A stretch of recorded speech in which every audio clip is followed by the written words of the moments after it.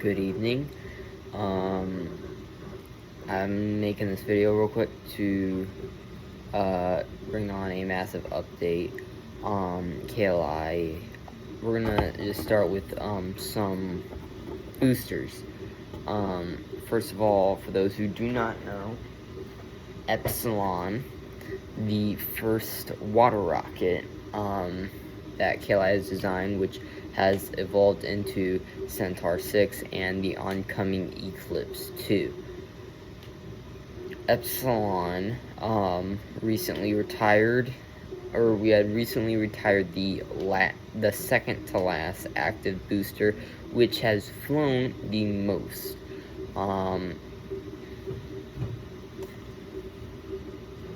EB 1006.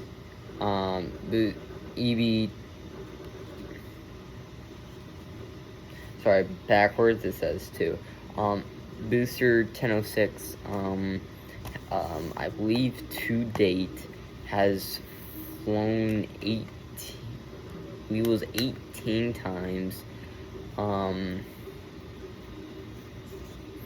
And this booster has come to an end, mainly, or for a few reasons. One, even though there is 3 more flights left on, 3 more flights planned for Epsilon, rocket is showing its wear and tear. And if Epsilon's gonna retire, I'd rather have it finish off strong than with a booster exploding again. Now, there's a there's a difference between the booster exploding and the nozzle exploding. The nozzle actually just comes out of the cap. It has so far happened twice, and it results in all the water and all the pressure being released in an instant instead of a slightly slower ascent and a longer ascent. It's all one pa. Just it's happened so far with Centaur 8 and Centaur 6, and then for those who do not remember, a few flight for the third flight of a brand new booster, EB 1002, third flight, the booster exploded. We still to this day do not know the cause of why that rocket exploded, considering this rocket has flown 18 times. Booster 1002 has flown twice. This rocket has even survived a pressurization up to 100, all the way up to 160 psi, which only ended up flying once because the pressure just severely stretched the vehicles, and the more it stretched, the higher risk. But this rocket is no longer going to fly anymore. The same nose cone that has flown for all the other 32 missions, I believe, is going to still, actually did not fly for all 32 missions, because when Booster 2 decided to go kaboom, the nose cone, believe it or not, actually went kaboom. No one was injured, even though no one could hear, and I'm being dead serious when we said we could not hear. We were deaf for at least 3 minutes, and my cousin, who was standing just as far away from the rocket as I was, which was 4 feet away from this rocket, she said after, I believe, 2 to 3 months after this failure, she still had ear pain.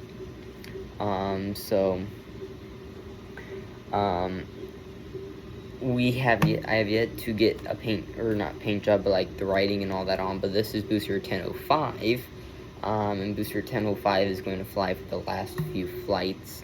This is its nozzle, that's hopefully not going to blow out. No guarantees though. But I'm going to prepare to get its grid fins installed. It's going to reuse one of the grid fins. It's going to reuse all 4 grid fins that have flown most of the missions with Booster 1006. And with just because Booster 10, or just because Epsilon's retiring does not mean water rockets are done for. Like I said, I still have Eclipse 2, which is hopefully going to make its maiden flight in September. It's not confirmed yet. There's just been a lot of setbacks with the 3D prints. But we have Centaur 6. Centaur 6 still has 9 launches now for customers. 5 of those is for the first customer for Transporter 5. 3 of those is for the first customer for Transporter 4, and one of those missions is for the good old Project Catalyst, which will be its 12th flight today and its 12th flight this year, after Flight 11 spun out of control. We do know why that one spun out of control. This rocket, Centaur 5, is insanely lightweight. This right here is about a 2-ounce rocket, and when you shove a motor that alone weighs 9 ounces in it and produces way more thrust than 9 ounces, and it gets off the pad faster than I can keep track with my phone. I had even shot my phone up to try and keep track, and the rocket got off the ground so fast it ended up spinning out of control, because it's a lot of weight down here and not a lot of weight up here. But Centaur 6, we had made a C6B2, the second booster for Centaur 6, and that rocket only flew once, and was sadly destroyed. I don't think I have the original booster, but Booster 1, which has flown, I believe, also like it's flown 26 times, because I believe it's 26 times, because I believe Centaur 6 has so far flown 27 times. Booster 1 was retired, and Booster 2 was destroyed. We had decided to just leave it out in the rain for a few weeks. And, well, when you have 60-pound turkeys walking around, they ended up stepping on it and just destroying the vehicle. It could be reflyable, but we do not want to risk, because plastic can crack, and we don't want to risk another explosion. So the rocket that's going to be flying for the upcoming Centaur 6 mission, which I believe is planned for earlier next week, is going to literally use everything brand new. The only thing that's not going to be brand new is this. It is repainted, though. It's a brand new nose cone, brand new body, and we even got rid of the body that came into the thing to more lightweight. Paint job's not the best. I will admit that. It's a brand new body. This is C6B3, and I believe it's planned to fly Tuesday. I am currently 3D printing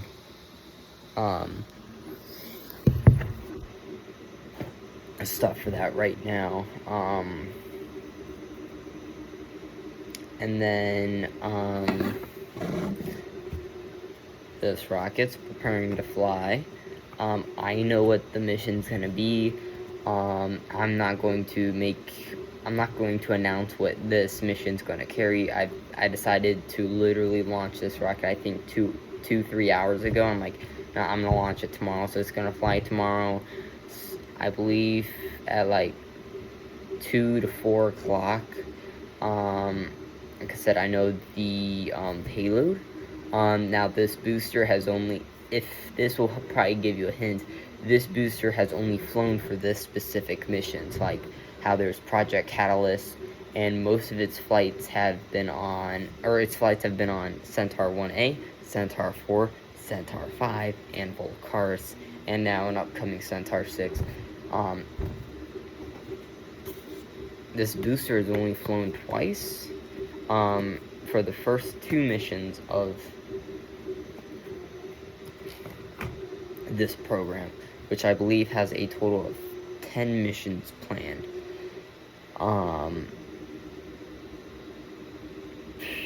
But for those who do not remember, Centaur 5 was originally designed to be fully expended. I had printed out a crap ton of nose cones. I had a bunch of bodies sitting around, and it was supposed to launch up, and you basically don't recover it. It was supposed to be simpler than Centaur 1A, which Centaur 1A, we only had one vehicle that was manufactured, and one that would have ever been manufactured, because this body tube wasn't one that we just constantly got. I'm getting one of these bodies every week or two, because they're paper towel tubes, but the difference between these and normal paper towel tubes is these are bamboo, so they are waterproof, and they're sturdier, and they actually keep their shape, which is nice, and plus they just look so much better.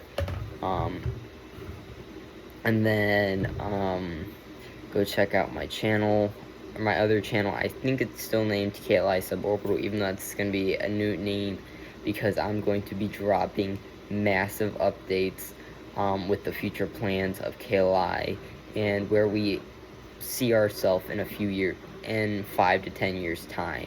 So thank you for watching. Like I said, new Centaur, or a brand new Centaur 6 rocket preparing to come up, and we have a second Centaur 6 booster preparing to fly, which will fly later in the year. But KLI has been very slow with rocket launches lately, because we are really trying to focus on our orbital rockets. But that's honestly not, the first flight is not planned for another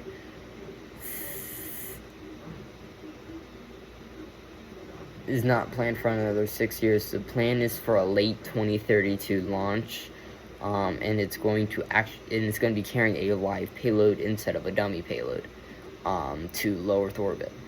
So, like I said, go check out my other channel, to KLI Suborbitals. I will mention in the video what I'm gonna be changing the name to. So, Centaur 6 is preparing to fly, and is, believe it or not, expected to fly 35 times in September. That is actually a lot. That is like anywhere from 1.1 to 1.4 launches. No, I believe it's 1.1 launches every day, and this is going to be possible because we're going to have 2 active boosters instead of 1, and we were able to do, I believe, at 1.3 or 4 launches with 1 booster in a single day.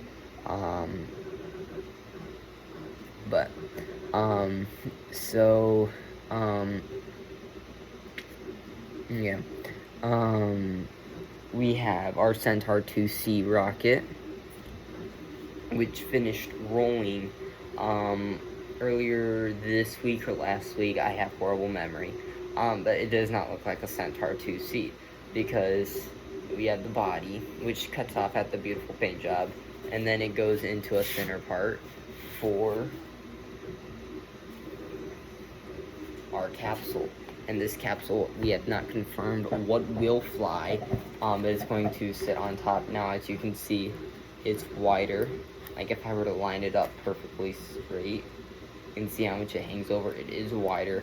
That is done on purpose because, believe it or not, we haven't confirmed it yet, but we plan to actually put abort motors under the capsule right here, which would allow for that, or an escape tower. Like I said, it's not confirmed, but the Crew 1 mission, even though we have not confirmed if it will fly Crew, is set to fly in September, and we believe it is, and we are currently targeting launch September 12th.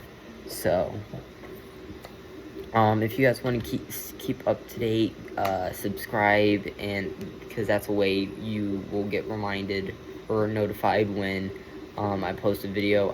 I don't do the YouTube for the subscribers. I do it to post and show you guys what I do and give inspiration to maybe younger people or even older people. So thanks for watching. Go check out the other channel.